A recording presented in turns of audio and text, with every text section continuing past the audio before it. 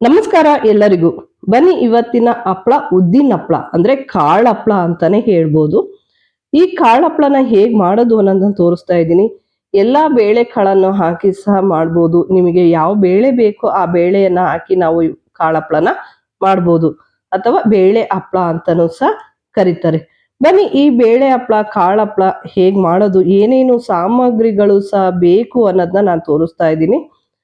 ಮನೇಲಿ ಇರುವ ಸಾಮಗ್ರಿಗಳಿಂದನೇ ಇದನ್ನ ಮಾಡ್ಬೋದು, ಬೇಳೆಗಳಿಂದನೇ ಮಾಡ್ಬೋದು. ಎಲ್ಲಾ ಬೇಳೆ ಬೇಕು ಅಂತ ಇಲ್ಲ, ಒಂದು 4 ರಿಂದ 5, 3 ರಿಂದ 4 ಬೇಳೆ ಇದ್ದರೆ ಸಾಕು ಕಾಳು ಹಪ್ಳನ ನಾವು ಮಾಡ್ಕೋಬಹುದು.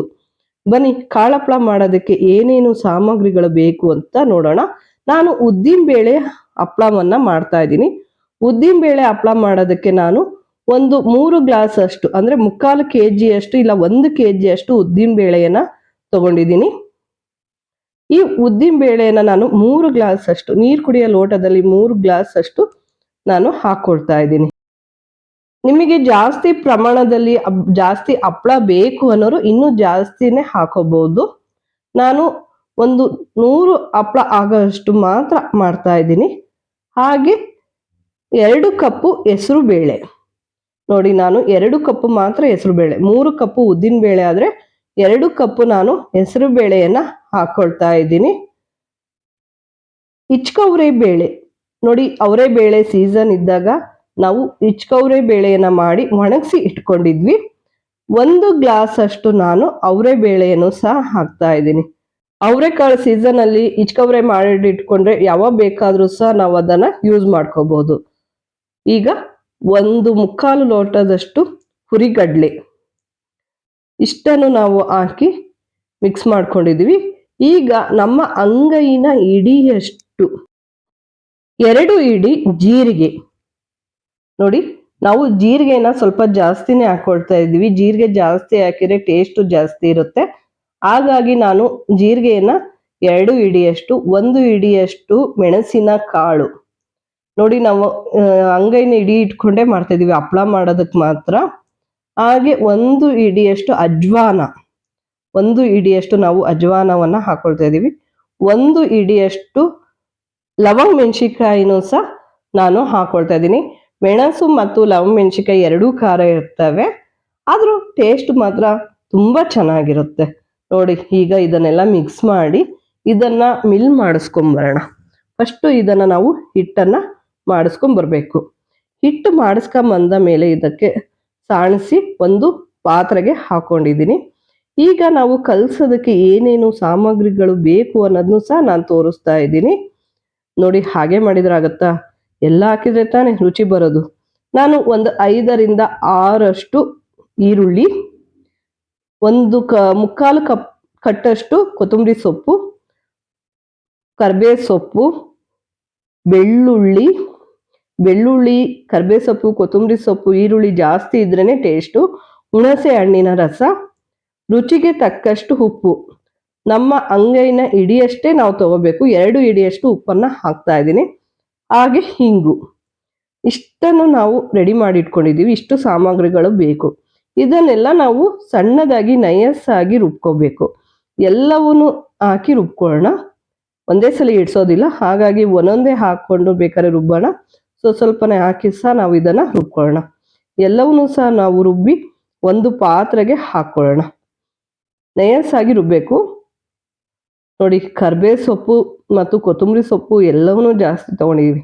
ಹಪ್ಳಕ್ಕೆ ಮಾತ್ರ ಅವೆಲ್ಲ ಜಾಸ್ತಿ ಇದ್ರೇನೆ ಟೇಸ್ಟು ಚೆನ್ನಾಗಿರುತ್ತೆ. ಅಷ್ಟೇ ಅಲ್ಲ, ಟೀ ಜೊತೆಗೆ, ಕಾಫಿ ಜೊತೆಗೆ, ತಿಂಡಿಗಳ ಜೊತೆಗೆ ಸುಟ್ಕೊಂಡು ತಿಂತಾ ಇದ್ರೆ ಎಷ್ಟು ಚೆನ್ನಾಗಿರುತ್ತಲ್ವಾ. ಬನ್ನಿ ಈಗ ಇದನ್ನೆಲ್ಲ ನಾವು ನಯಸ್ಸಾಗಿ ರುಬ್ಕೊಳ್ಳೋಣ. ಒಂದೇ ಸಲ ನೀರು ಹಾಕೋದು ಬೇಡ, ಸ್ವಲ್ಪನೇ ನೀರು ಹಾಕೊಂತ ರುಬ್ಕೊಳ್ಳೋಣ. ಈಗ ರುಬ್ಬಿರೋದನ್ನ ನಾವು ಸೋಸ್ಕೋಬೇಕು, ಹಾಗೆ ಮಾತ್ರ ಹಾಕಬೇಡಿ, ಏಕೆ ಅಂದರೆ ಸೊಪ್ಪು ಅಲ್ವಾ, ನಾರು ಹಾಗೆ ಇರುತ್ತೆ. ಈರುಳ್ಳಿ ಸೊಪ್ಪು ಎಲ್ಲ ನಾರ ಇರುತ್ತೆ, ಹಾಗಾಗಿ ಇದನ್ನ ನಾವು ಸೋಸ್ಕೊಳ್ಳೋಣ. ನೋಡಿ ಬೇಕು ಅಂದರೆ ಮತ್ತೆ ನೀವು ಅದನ್ನು ಮಿಕ್ಸಿನೂ ಸಹ ಮಾಡ್ಬೋದು. ಹಾಗಾಗಿ ನಯಸ್ಸಾಗಿ ನಾವು ರುಬ್ಬಿ ಇದನ್ನು ಪೂರ್ತಿಯಾಗಿ ನಾವು ಸೋಸ್ಕೊಳ್ಳೋಣ. ತುಂಬ ರುಚಿಯಾಗಿರುತ್ತೆ. ಬರೀ ಹಪ್ಳ ಅಂದರೆ ಹಾಗೆ ಮಾಡೋದಾ, ಎಲ್ಲ ಸಾಮಗ್ರಿಗಳನ್ನು ಸರಿಯಾಗಿ ಹಾಕಿ ಮಾಡಿದ್ರೇ ಟೇಸ್ಟ್ ಸಿಗೋದು. ನೋಡಿ ಈ ರೀತಿಯಲ್ಲಿ ನಾವು ಸೋಸ್ಕೋಬೇಕು. ಎಲ್ಲವನ್ನೂ ಸಹ ನಾವು ಅದೇ ರೀತಿಯಲ್ಲಿ ಸೋಸ್ಕೊಂಡ್ಮೇಲೆ ನಾವು ಏನು ಹಿಟ್ಟನ್ನು ರೆಡಿ ಮಾಡಿ ಇಟ್ಕೊಂಡಿದ್ವ ಆ ಹಿಟ್ಟಿಗೆ ನಾವು ಇದನ್ನು ಸಹ ಹಾಕ್ತಾ ಇದ್ದೀವಿ. ನೋಡಿ ನಾವು ಜಾಸ್ತಿ ನೀರು ಹಾಕೋದು ಬೇಡ, ಫಸ್ಟೇ ಸ್ವಲ್ಪನೇ ಹಾಕಿ ಕಲಸಿದ ಮೇಲೆ ತೆಳ್ಳಗಾದರೆ ನಾವು ನೀರನ್ನು ಹಾಕೊಳ್ಳೋಣ. ಯಾಕೆಂದರೆ ಹಪ್ಪಳ ಹಲ್ವಾ ಉದ್ದದಲ್ವ ಗಟ್ಟಿ ಇರಬೇಕು, ಹಾಗಾಗಿ ನಾವು ಇದನ್ನು ಮಾತ್ರ ಹಾಕ್ತಾ ಇದ್ದೀವಿ. ಆಮೇಲೆ ಪೂರ್ತಿ ಗಟ್ಟಿ ಆಯಿತು ಅಂದರೆ ಸ್ವಲ್ಪ ನೀರು ಹಾಕೊಂಡ್ರು ನಡೆಯುತ್ತೆ.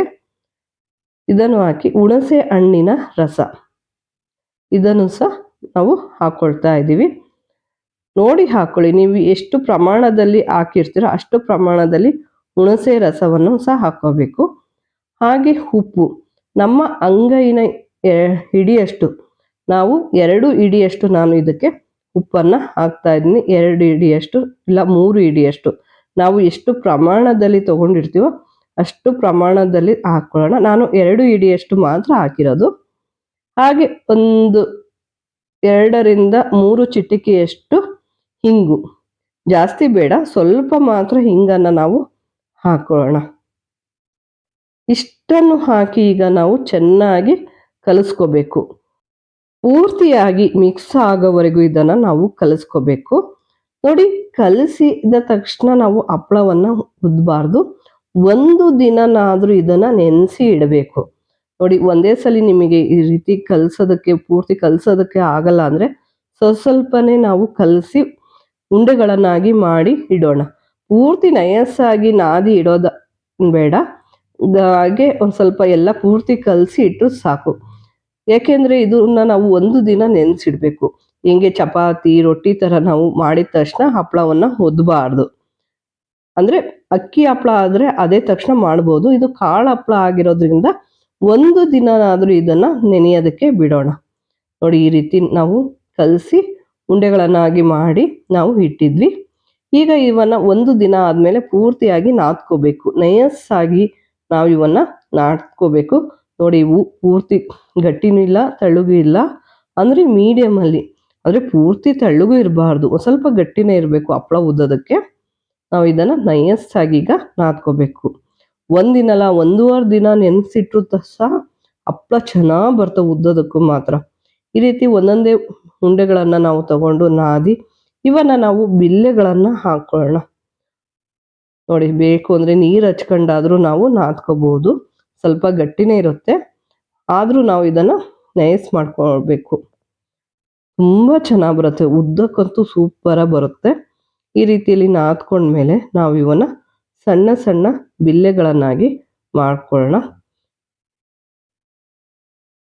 ನಿಮಗೆ ದೊಡ್ಡವ ಬೇಕಾದರೂ ಮಾಡ್ಕೋಬೋದು. ಹಪ್ಪಳ ಅಂದರೆ ಸ್ವಲ್ಪ ಮೀಡಿಯಮ್ ಇದ್ರೇ ಚೆನ್ನಾಗಿರುತ್ತಲ್ವ, ಹಾಗಾಗಿ ನಾನು ಒಂದು ಸ್ವಲ್ಪ ಸಣ್ಣ ಬಿಲ್ಲೆಗಳನ್ನೇ ಹಾಕ್ಕೊಳ್ತಾ ಇದ್ದೀನಿ. ಆದರೂ ಇವು ಎಷ್ಟು ಅಗಲ ಆಗ್ತವೆ ಗೊತ್ತಾ? ನೋಡಿ, ಈ ರೀತಿ ಮಾಡಿ ಈ ರೀತಿಯಲ್ಲಿ ನಾವು ಬಿಲ್ಲೆಗಳನ್ನು ಮಾಡಿ ಎಲ್ಲವನ್ನೂ ಸಹ ಮಾಡಿ ಇಟ್ಕೊಂಡ್ರೆ ಬೇಗ ಉದ್ದೋದಕ್ಕೂ ಸರಿ ಹೋಗುತ್ತೆ. ನೋಡಿ, ಈ ರೀತಿಯಲ್ಲಿ ನಾವು ಬಿಲ್ಲೆಗಳನ್ನು ಮಾಡಿ ಇಟ್ಕೊಂಡಿದ್ದೀವಿ. ತುಂಬ ಚೆನ್ನಾಗಿ ಬರುತ್ತೆ, ಉದ್ದೋದಕ್ಕಂತೂ ಭಾಳ ಚೆನ್ನಾಗಿ ಬರ್ತವೆ. ನೋಡಿ, ಹಿಟ್ಟನ್ನು ಸ್ವಲ್ಪ ಹಿಟ್ಟು ಹಾಕ್ಕೊಂಡು ಇವನ್ನ ನಾವು ಉತ್ಕೊಳ್ಳೋಣ. ತುಂಬ ಚೆನ್ನಾಗೂ ಬರ್ತವೆ ಉದ್ದೋದಕ್ಕಂತೂ. ಎಷ್ಟು ಅಗಲ ಬೇಕಾದರೂ ಸಹ ಇದನ್ನು ನಾವು ಉತ್ಕೋಬಹುದು. ಆದರೆ ಪೂರ್ತಿ ತಳ್ಳಗಿರಬಾರ್ದು, ಸ್ವಲ್ಪ ದಪ್ಪ ಇರಬೇಕು. ಏಕೆಂದರೆ ಸುಟ್ಟು ತಿನ್ನೋದು, ಇದು ಕರಿಯೋದಕ್ಕೆ ಬರಲ್ಲ, ಸುಟ್ಟು ತಿಂದ್ರೇ ತುಂಬ ರುಚಿಯಾಗಿರುತ್ತೆ. ಅದರಲ್ಲೂ ಇದನ್ನು ತಿಂಡಿಗಳ ಜೊತೆಗೆ ತಿಂದ್ರಂತೂ ಇನ್ನೂ ಚೆನ್ನಾಗಿರುತ್ತೆ. ನೋಡಿ, ಈ ರೀತಿಯಲ್ಲಿ ನಾವು ಹಪ್ಪಳವನ್ನು ಉದ್ದಿಟ್ಕೊಂಡಿದ್ದೀವಿ. ಇದನ್ನು ನಾವು ಉದ್ದಿದ ತಕ್ಷಣ ಒಣಹಾಕೋದು ಬೇಡ, ಒಂದು ಸ್ವಲ್ಪ ಎಲ್ಲವನ್ನೂ ಉದ್ದಿದ ಮೇಲೆ ಒಂದೇ ಸಲ ಒಣಹಾಕೋಣ. ಏಕೆಂದರೆ ಹಿಟ್ಟು ಹಾಕಿ ಉದ್ದಿದ್ರಿಂದ ಹಿಟ್ಟನ್ನು ನುಂಗುತ್ತೆ ಅಂತಾರೆ. ಹಾಗಾಗಿ ನಾವು ಉದ್ದಿದ ತಕ್ಷಣ ಒಣಹಾಕೋದು ಬೇಡ, ಒಂದು 3 ರಿಂದ 4 ಗಂಟೆಗಳ ಕಾಲ ಹಾಗೆ ಬಿಟ್ಟು ಆಮೇಲೆ ನಾವು ಇದನ್ನು ಒಣಹಾಕಬೇಕು. ನೋಡಿ, ಎಲ್ಲವನ್ನೂ ಸಹ ನಾವು ಇದೇ ರೀತಿಯಲ್ಲಿ ಒಣಹಾಕಿದ್ದೀವಿ. ಇದನ್ನು ಪೂರ್ತಿ ಒಣಗೋವರೆಗೂ ಇದನ್ನು ನಾವು ಬಿಡೋಣ. ನೋಡಿ, ಎಷ್ಟು ಚೆನ್ನಾಗಿ ಬಂದಿದೆ ಅಂತ ಹಪ್ಪಳ. ತುಂಬ ರುಚಿಕರವಾದಂಥ ಟೇಸ್ಟಿಯಾದಂಥ ಹಪ್ಪಳ ಅಂತಲೇ ಹೇಳ್ಬೋದು. ಇವಾಗ ಕಾಳು ಹಪ್ಪಳ ಅಂದರೆ ಉದ್ದಿನ ಬೇಳೆಯ ಹಪ್ಪಳ ಈಗ ಒಣಗಿ ರೆಡಿಯಾಗಿದೆ. ಇದನ್ನು ನಾವು ಹಳ್ಳಿಗಳಲ್ಲಿ ಒಲೆಯಲ್ಲಿ ಸುಟ್ರಂತೂ ಎಷ್ಟು ರುಚಿ ಇರುತ್ತೆ. ಈಗ ನಾವು ಗ್ಯಾಸಲ್ಲೇ ಸುಡೋಣ, ಸಣ್ಣ ಉರಿಯಲ್ಲೇ ಸುಡೋಣ. ಯಾಕೆಂದರೆ ಇದು ಬೇಗ ಬೇಗ ತಿರುವಾಕಬೇಕು, ಹಾಗೆ ಇಟ್ಕೊಳ್ಳೋ ಹಾಗಿಲ್ಲ, ಬೇಗ ಬೇಗ ನಾವು ಇದನ್ನು ಸುಡಬೇಕು. ನೋಡಿ, ತುಂಬ ರುಚಿಕರವಾದಂಥ ಟೇಸ್ಟಿಯಾದಂಥ ಹಪ್ಪಳ ಇವಾಗ ರೆಡಿಯಾಗಿದೆ. ಹಾಗೆ ಯಾರಾದರೂ ನಮ್ಮ ಚಾನಲನ್ನು ಸಬ್ಸ್ಕ್ರೈಬ್ ಮಾಡಿಲ್ಲೋ ಸಬ್ಸ್ಕ್ರೈಬ್ ಮಾಡಿ, ಇಷ್ಟವಾದರೆ ಒಂದು ಲೈಕ್ ಕೊಡಿ, ಕಮೆಂಟ್ ಮಾಡಿ, ಹಾಗೆ ಶೇರ್ ಮಾಡಿ. ರುಚಿಕರವಾದಂಥ ಟೇಸ್ಟಿಯಾದಂಥ ಕಾಳಪ್ಪ ರೆಡಿ.